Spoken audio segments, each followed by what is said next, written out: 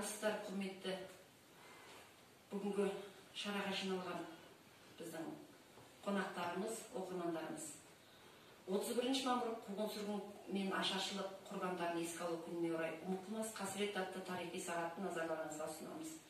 Тәуелсіздік жылдары жарияланған деректерге кеңестік биліктің алғашқы 1920-1930 жылдары қазақтар 4,5 миллион адамнан айырылған.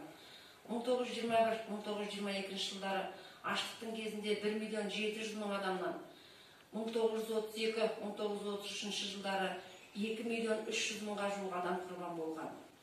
Жаппай репрессияға 1938 жылдың күзінде тоқтау салынса да, қуғын-сүргін одан арғы бергі жылдарда жалғаса береді. Мәселен, Қазақстан Республикасы ұлттық қауіпсіздік комитетінің деректері бойынша халық жауларын әшкерелеп ату Алматыда 1946 жылға дейін жүргізілген.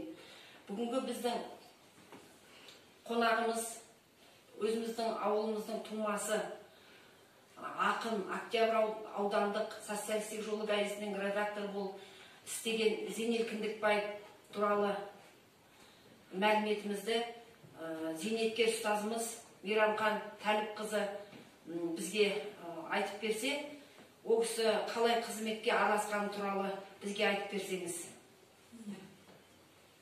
Оқушы кезінде бір класс-ком болып істепті. Азғана оқушы оқиды екен осы мектепте. Сол кезде 4-ші классқа дейін ғана бастауыш ашылған кездер екен. Сонда бір дау-дамайды шешкен уақытта соның мәліметі бойынша ауданға өткізеді екен ғой. Сельсовет арқылы. Сонда секретар жұмысында атқарған екен. Сауат кезінде ол сауаты бар адамдар тағайындап отырған. Сонда бұл кейін сол ауданның жедел хат келеді. Мына бала, мынандай жастағы бала, бұл осындай адамның тағдырын шешкен. Соны дау-дамайсыз соның бәрін өткізген. Бұны еске алу керек деп.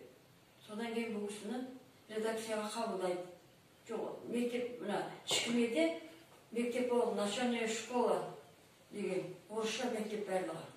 Бірақ қазақша сабақ жүргізетін адамдар. Сонда істеген адамдар осы кісі өзі директор, өзі мұғалім, өзі сол барлық жұмыстарды жалпы сауаттылық ашу жөнінде жіберген екен.